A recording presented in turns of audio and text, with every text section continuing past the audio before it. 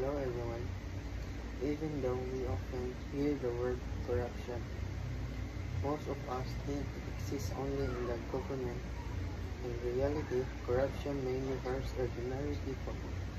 Everyone loses when money meant for community programs, healthcare institutions, our school is stolen or are diverted. Greed, poor accountability, and weak systems allow corruption to continue. The most damaging effect, however, is not just a loss of money, but also the loss of leaders. Credibility. Society suffers when trust is broken. We have we have the we have the program to make a difference.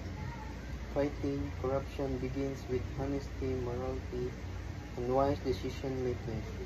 In our daily lives, it is not only about imposing strict laws or rules. Each of us can lead by example, showing fairness and integrity in our action even when no one is watching. It is the responsibility of everyone to help eradicate corruption by starting with ourselves and practicing honesty in our everyday decisions.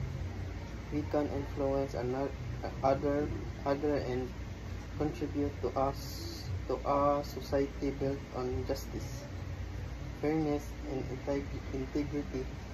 Together, small acts of integrity can create a lasting positive impact.